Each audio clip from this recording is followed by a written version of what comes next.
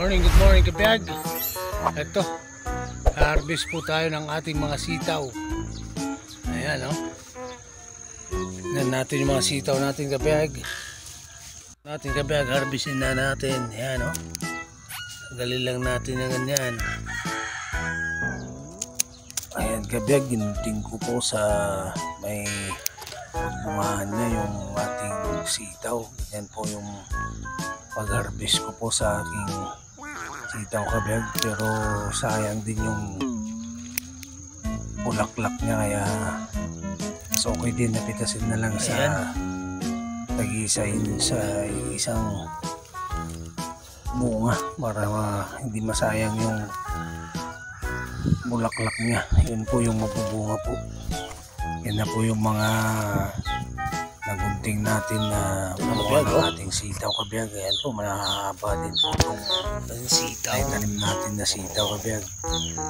At saka maganda po yung mga bunga nito.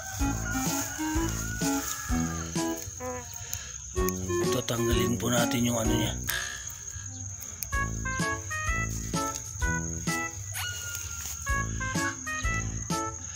Yung iba may mga bulaklak pa, kaya ganito na lang natin. Ayan o. Ayan yung sitaw natin kabiyag. Pakinabangan na natin. Ayan o. Pitas na tayo ng ating sitaw.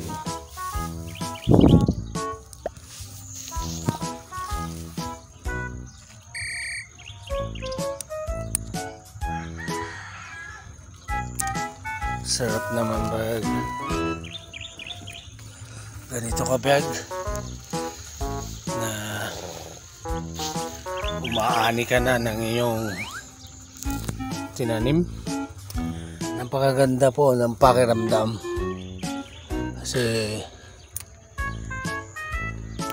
napapakinabangan mo na yung pinaghirapan mong tinanim.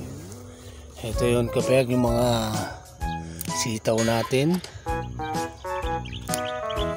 Oh, ang hahaba kabiyag. Talagang sulit tong ano. Ayan o. Ayan po, kung sino po may gusto dyan na aking kapitbahay, punta lang po kayo dito at kumuha rin po kayo ng aking sitaw. Pinamimigay ko lang po dito kabiyag sa aking mga kapitbahay na may gusto din magulam ng sitaw, kasi madami din po ito, kaya pwede mo rin pamigay sa ating mga kapitbahay. Ganyan po dito sa aming lugar. Galin na natin lahat ng mga malaki yung pwedeng pitasin.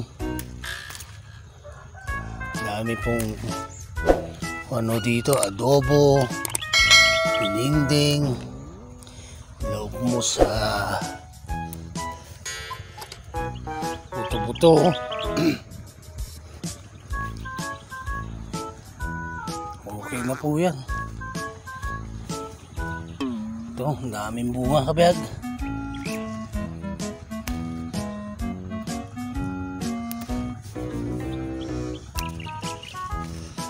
Ayan o. Pitasin na natin lahat ang pwedeng mapitas.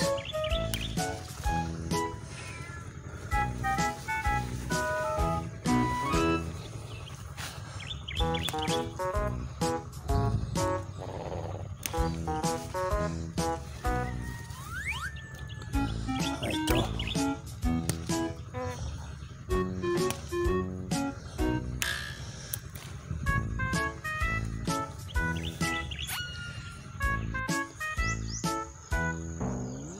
Ayan yung ating napitas kabiyag. Ano? Dami rin nating nakuha sa ating tanim na sitaw kabiyag. Oh. Yung iba mura pa. Kaya kunin ko na rin sana para gawing salad. Ayan, next time na lang. Ayan po yung sitaw na nakuha po natin kabiyag. Daming bunga.